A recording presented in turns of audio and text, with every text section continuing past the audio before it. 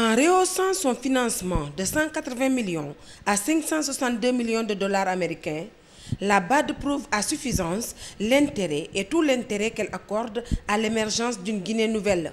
Son président l'a signifié avec beaucoup d'éloquence aux autorités guinéennes au cours de son séjour en Guinée.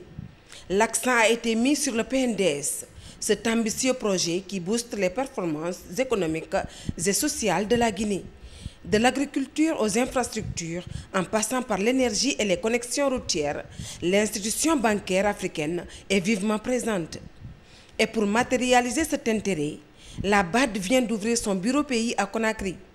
C'est la consécration des nombreuses réformes engagées par les autorités. La vision du président de la République de Guinée, le professeur Alpha Condé, qui depuis son arrivée a permis à la Guinée d'être ouverte au monde, être ouverte aux institutions.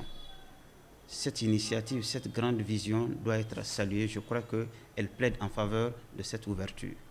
Ensuite, les réformes économiques et financières engagées en République de Guinée ont plaidé en faveur aujourd'hui de cette embellie qui a amené la BAD à porter confiance à la Guinée jusqu'à créer son bureau en République de Guinée.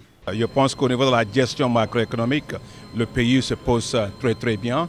Il y a beaucoup d'efforts qui ont été annoncés sur la diversification de l'économie. Je salue l'effort de son Excellence le Président sur l'effort sur l'engagement de la secteur privé. Vous savez quand même le pays, la Guinée a fait monter au niveau de la classement dans les doing business, ce qu'on dit en anglais, par 27 points classement, ce qui n'est pas quelque chose de très facile à faire. Ce que le président a mis en place sur le code minier, je pense que ça c'est très important. Dans le domaine de la gouvernance économique, la BAD a contribué à l'amélioration de la gestion budgétaire et financière, au système de passation des marchés, au développement des infrastructures, comme c'est le cas de la route sous-régionale Boké-Kébou en Guinée-Bissau et le port maritime en eau profonde à Kamsar. Dans la même logique, la coopération avec la BAD a permis à 465 000 Guinéens de bénéficier à ce jour l'accès à l'eau potable, à l'assainissement, à l'accroissement ces dernières années de sa production énergétique, avec notamment le barrage Caleta et l'électrification rurale.